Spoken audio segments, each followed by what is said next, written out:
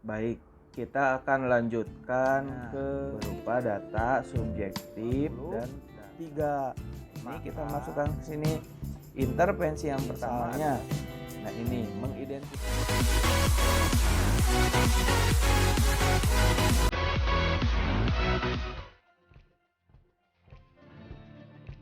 Baik, Assalamualaikum warahmatullahi wabarakatuh. Salam sejahtera untuk kita semua. Nah, kemarin kita sudah mempelajari terkait dengan SDKI, SLKI, beserta kasusnya, dan sekarang kita akan lanjutkan tentang standar intervensi keperawatan Indonesia atau yang biasa disingkat dengan SIKI ya. Oke. Nah, seperti ini bukunya ya. Saya pikir ini teman-teman harus punya ya bukunya ya. Silahkan mau membeli, mau pinjam di perpus gitu ya. Akan tetapi ini harus punya karena ini akan dipakai dalam membuat asuhan perawatan atau askep ya, seperti itu. Oke. Sebelum memulai ke Siki, ada beberapa hal yang ingin saya sampaikan ya. Yang pertama adalah terkait model dokumentasi yang kemarin ada yang menanyakan, Pak, format yang baku yang seperti apa sih? Gitu ya.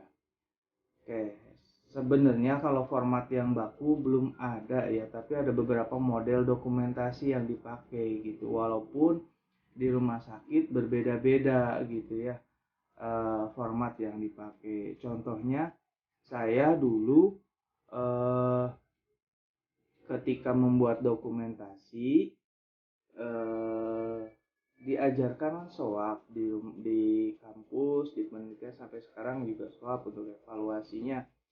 Akan tetapi ketika kerja di rumah sakit ternyata format yang dipakai adalah SBAR gitu ya. Tentunya ini berbeda seperti itu. Oke. Nah, yang kedua yang akan saya sampaikan adalah tentang konsep berpikir kritis. Ini penting ya.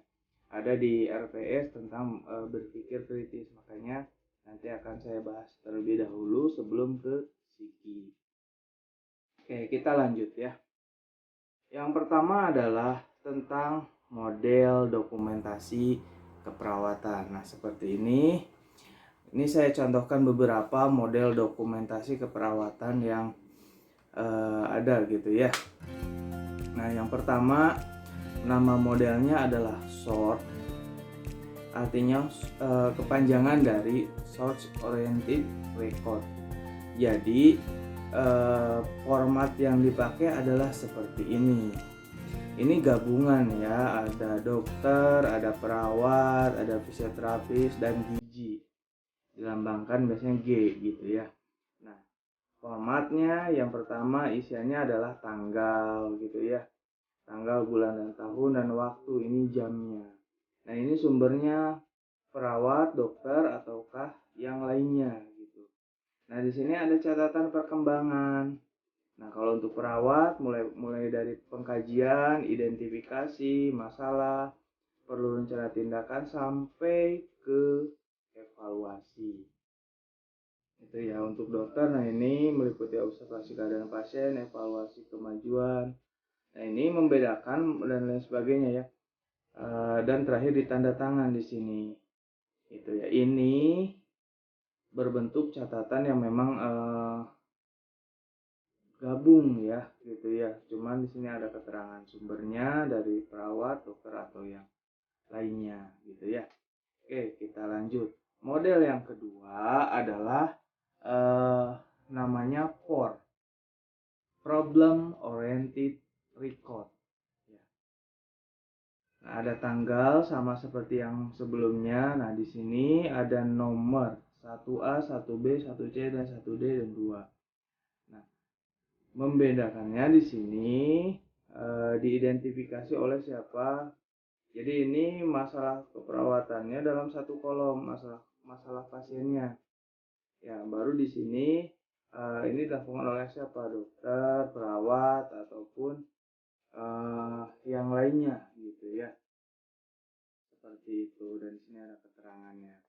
Nah, yang ketiga adalah PIE atau Problem Intervention and Evaluation. Nah, sama ada jam, ada tanggalnya. Di sini ada pencatatan remarks gitu ya. P1 ini menunjukkan ke arah diagnosisnya, dan AP1 ini mengarah ke intervensi yang kita pakai gitu ya. Nah, ini diagnosisnya, dan ini mengarah ke intervensinya. Itu 3 contoh model dokumentasi, namun saya pikir di tiap-tiap rumah sakit pun berbeda gitu ya. Dulu waktu saya bekerja itu formatnya itu catatan keperawatan, yang membedakan adalah pengkajiannya itu ada satu pengkajian khusus untuk keperawatan. Namun tindakan-tindakan itu satu di dalam satu kolom gitu, namanya catatan perkembangan yang terintegrasi. Siapapun itu nulis di situ, perawat, dokter, gizi gitu, fisioterapi, itu nulisnya di situ. Jadi berkesinambungan. Misal jam 8 dokter yang visit, jam 9 kita yang menyapari pasien, jam 10 itu ada fisioterapi. Jadi tertata berdasarkan jamnya gitu ya. Jadi tercatat dalam satu hari itu siapa aja yang mengunjungi pasiennya, apa yang dilakukannya gitu ya, seperti itu. Jadi namanya catatan perkembangan terintegrasi, seperti itu ya. Oke, nah seperti itu contohnya. Jadi mungkin untuk format akan berbeda-beda, namun isinya itu sama gitu ya. Kalau ASKEP, rencana tindakan, implementasi tidak akan jauh kita konsepnya ke keperawatan gitu. Nanti kita akan mencontohkan format ASCAP yang banyak yang sering kita pakai untuk pembelajaran di pendidikan. Nah, itu mungkin formatnya akan berbeda ketika dunia kerja, namun isinya insya Allah nggak jauh beda gitu ya. Nanti di slide akhir yang akan saya tampilkan. Nah, selanjutnya adalah konsep berpikir kritis. Kenapa sih kita harus berpikir kritis gitu ya? Mungkin teman-teman ketika suatu saat nanti bekerja gitu ya di rumah sakit, itu akan menemukan satu masalah yang dimana di situ teman-teman harus membuat satu keputusan gitu ya. Nah, membuat satu keputusan ini harus didasarkan pada konsep berpikir kritis. Caranya bagaimana? Kita telah bandingkan teori-teori yang kita dapatkan selama di pendidikan, terus gabungkan dengan pengalaman-pengalaman yang teman-teman dapat atau sharing dari teman-teman sejawat ataupun yang lainnya gitu ya. Nah, kebanyakan kita ngambil keputusan itu berdasarkan pengalaman. Nah, itu kurang tepat gitu. Kita bandingkan dengan teori, referensi gitu ya. Seperti itu.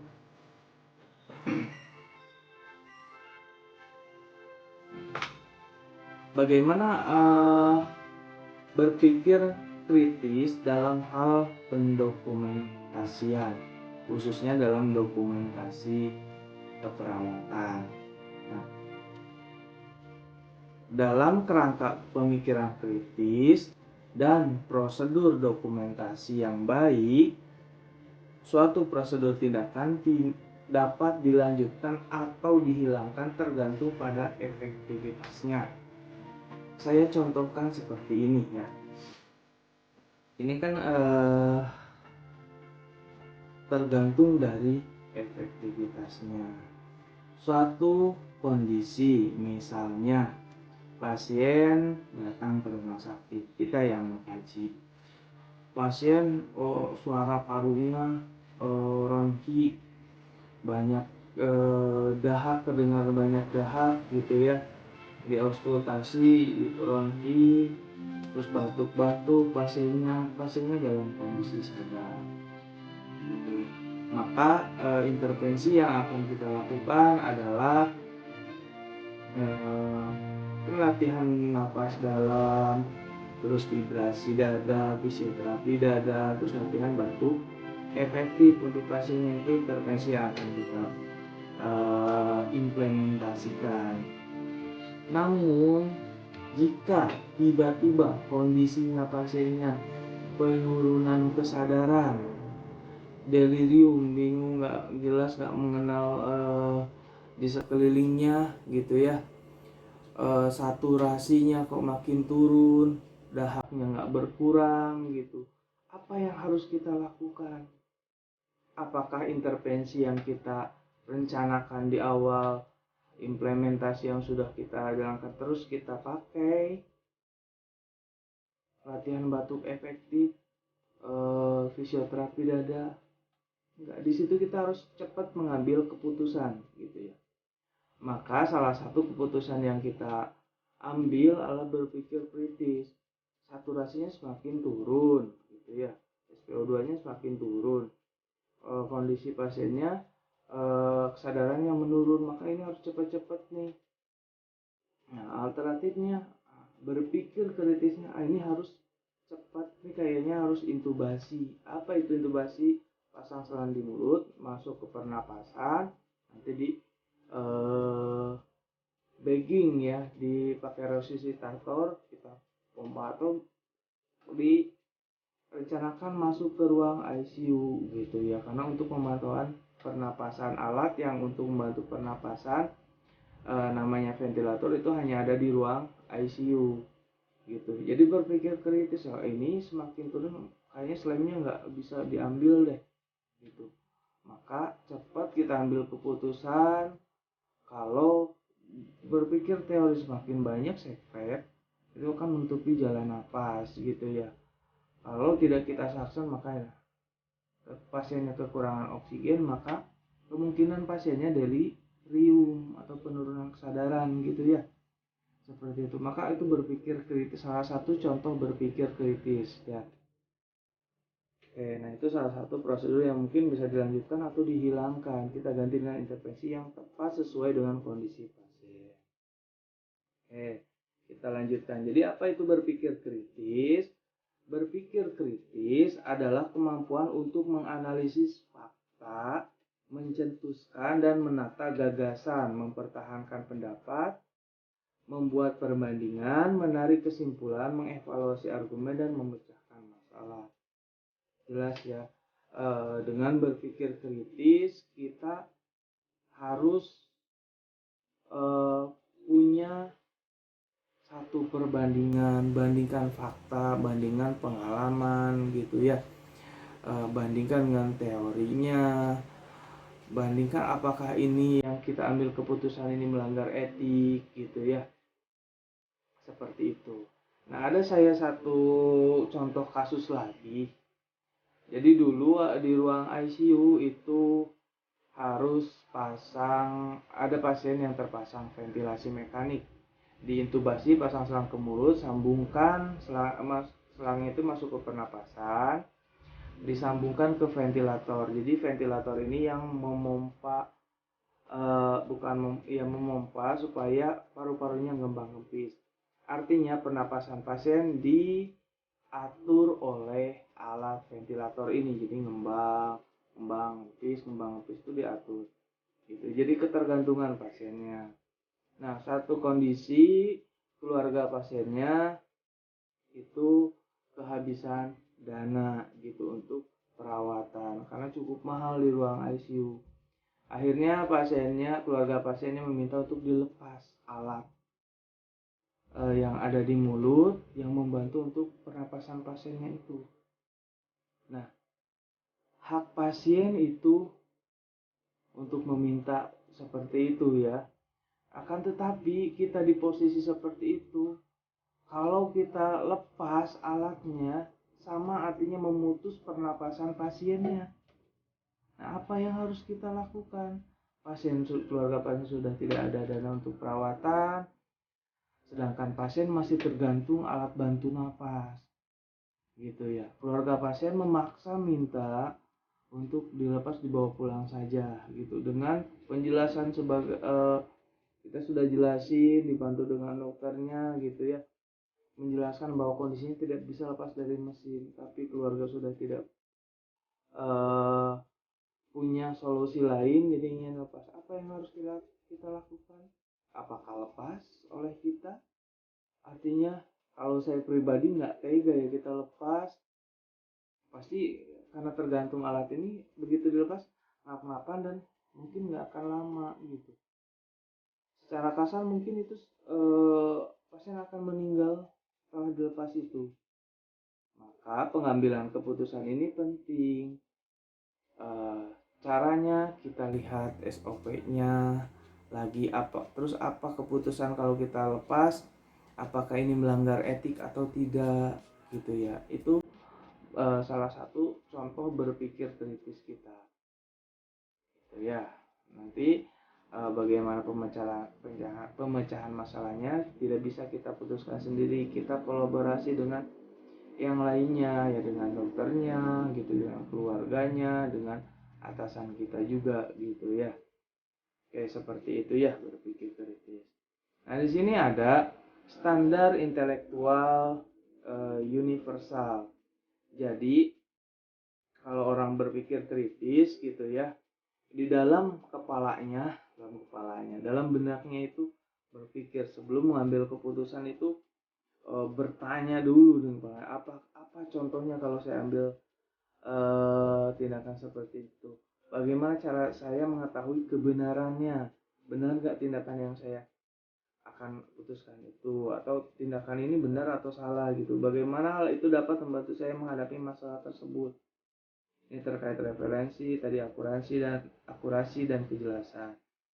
Kelogisan, apakah hal tersebut sesuai dengan bukti gitu ya. Apakah saya perlu mempertimbangkan sudut pandang lain? Dapatkah saya lebih spesifik? Mana dari bukti berikut yang lebih penting? Apakah saya melewatkan aspek yang penting? Apakah saya mempertimbangkan pemikiran orang lain? Apa yang membuat ini menjadi masalah yang sulit? Jadi orang yang berpikir kritis menanamkan akan muncul pemikiran-pemikiran, pertanyaan-pertanyaan yang ada di sini gitu ya, di kepalanya, diisi kepalanya tentunya, di pemikirannya ya. Nah, silakan bagaimana teman-teman, apakah ketika saat mendapatkan satu masalah untuk menyelesaikannya menggunakan pemikiran berpikir kritis atau tidak? Apakah pertanyaan-pertanyaan ini ada atau tidak? Ya, seperti itu. Oke. Selanjutnya, kita akan masuk ke standar intervensi keperawatan Indonesia. Standar intervensi keperawatan Indonesia atau SIKI merupakan tolak ukur yang dipergunakan sebagai panduan dalam penyusunan intervensi keperawatan dalam rangka memberikan asuhan keperawatan yang aman, efektif, dan etis. Oke, kita bersyukur dengan adanya buku ini, kita tidak mencari referensi intervensi yang lain-lain gitu. Untuk khususnya untuk di Indonesia ya, karena sudah ada standarnya sendiri gitu ya. Kita akan membuat aspek intervensinya dari mana? Kan di Indonesia sudah ada standar yang dikeluarkan oleh PPNI juga ya, kita ambil yang ini seperti itu ya. Oke, untuk di Indonesia. Oke, kita lanjut. Nah, rentang intervensi keperawatan itu ada 4. Yang pertama adalah direct, yang kedua adalah indirect, yang ketiga adalah nurse initiative, yang keempat terakhir adalah healthcare initiative. Oke, kita akan bahas satu per satu. Nah, yang pertama adalah direct care intervention. Intervensi yang dilaksanakan dengan berinteraksi langsung dengan pasien. Contohnya mengganti balutan, merawat luka. Kita laying on of hand langsung kepada pasiennya. mengerti balutan, merawat luka gitu ya, seperti itu. Jadi namanya juga direct berarti secara langsung. Ada juga yang indirect care intervention.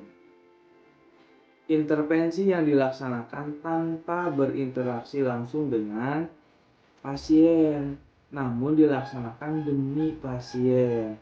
Contohnya adalah keamanan dan pengendalian infeksi. Apa maksudnya keamanan dan pengendalian infeksi? Contohnya, contoh kecil aja, kita memasang bed rail. Apa itu bed rail? Samping di tempat tidur kan ada penutupnya tuh, gitu, supaya pasiennya nggak jatuh, kita pasang.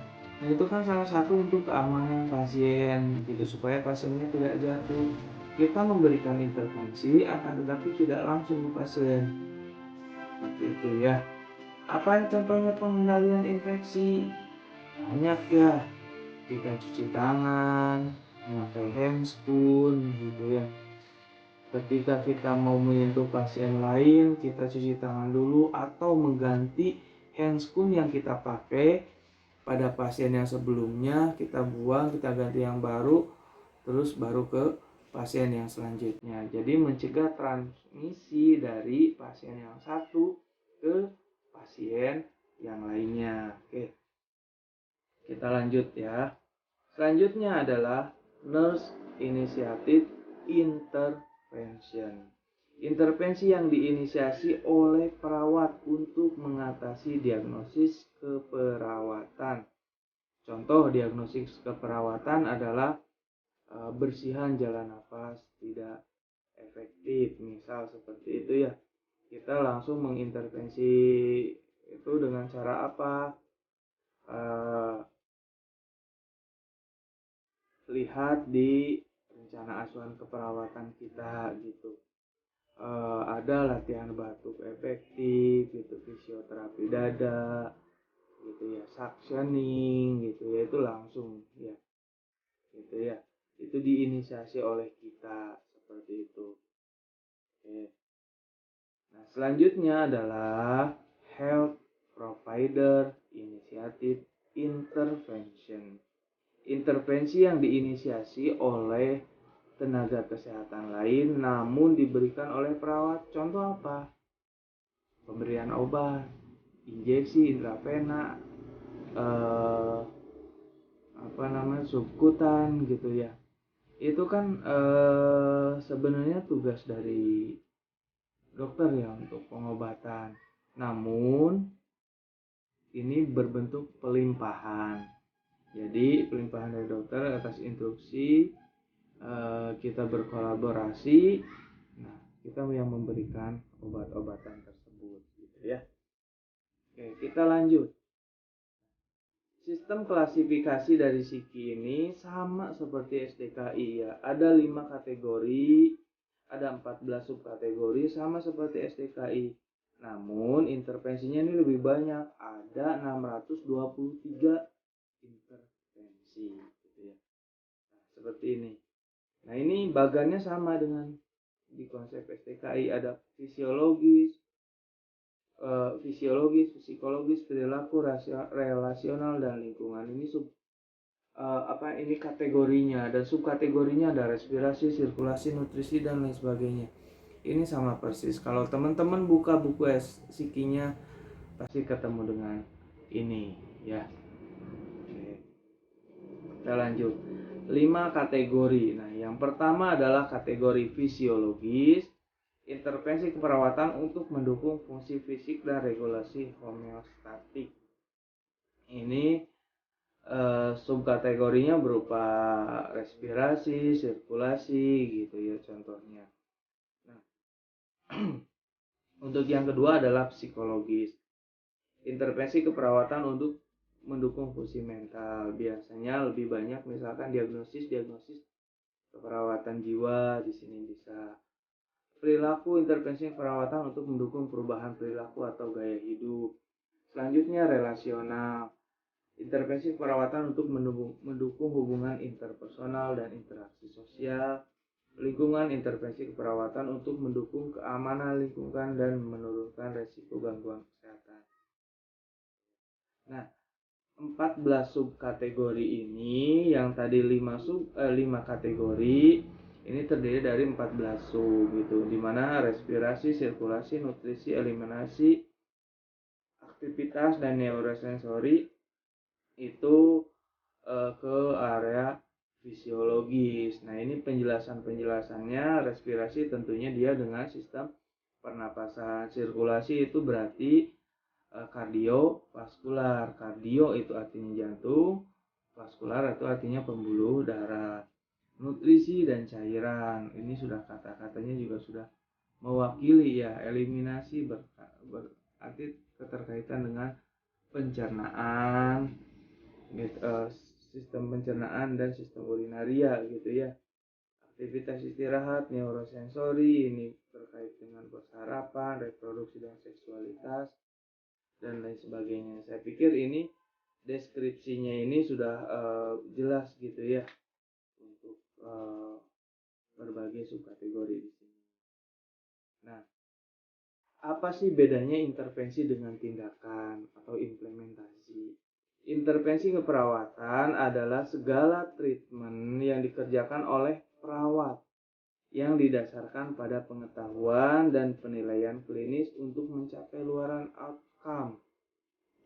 atau outcome. Nah, tindakan keperawatan adalah perilaku spesifik yang dikerjakan oleh perawat untuk mengimplementasikan intervensi. Berarti di sini intervensi atau tindakan keperawatan. Nah, kalau kita lihat realnya gitu ya di dokumentasi di asuhan keperawatan, intervensi itu contoh kata-katanya yang bedakan, misalnya di intervensi monitor tanda-tanda vital. Nah, di tindakan keperawatan itu adalah memonitor tanda-tanda vital seperti itu ya. Oke, kata-katanya. Oke, kita lanjut. Nah, ada beberapa deskriptor label dalam intervensi keperawatan. Ada dukungan, edukasi, kolaborasi gitu ya. Ini beberapa definisinya. Saya pikir sudah begitu jelas, detail mendefinisikannya ya. Memfasilitasi, memudahkan atau melancarkan, edukasi, mengajarkan atau memberikan informasi ya. Saya pikir ini bisa dibaca. Nah, selanjutnya tipe tindakannya. Tipe tindakan itu ada 4. Yang pertama adalah observasi. Yang kedua adalah terapeutik, kolaborasi. Tentunya kalau kolaborasi kita berkolaborasi dengan tim kesehatan lainnya dan berbentuk edukasi pendidikan kesehatan. Level intervensi itu terbagi ke dalam 2. Ada level pertama adalah intervensi utama. Level 2 adalah intervensi pendukung gitu ya. Nah, contohnya seperti ini. Kalau teman-teman buka di Siki, ketika kita ingin membuka Siki, maka intervensinya salah satu contohnya ini, bersihan jalan napas tidak efektif. Ada intervensi utama, ada intervensi pendukung. Nah, ini biasanya yang kita lakukan untuk yang utama ini level 1, latihan batuk efektif, manajemen jalan napas, pemantauan respirasi. Akan tetapi bukan berarti di sini bisa kita ambil semuanya. Contoh, latihan batuk efektif. Kalau kita punyanya pasiennya nggak sadarkan diri gitu, tapi suara parunya ronhi, maka latihan ini nggak mungkin. Itu kita latih untuk batuk efektif. Maka kita ambil beberapa yang memang sesuai dengan kondisi pasiennya gitu ya. Oke, seperti itu mungkin untuk penjelasan konsep teorinya. Nah, kita akan lanjut ke contoh penerapannya seperti apa. Nah, teman-teman silahkan lihat di link di deskripsi ada link untuk ke contoh penerapannya. Silahkan diklik dan disimak ya. Oke, terima kasih. Wassalamualaikum warahmatullahi wabarakatuh.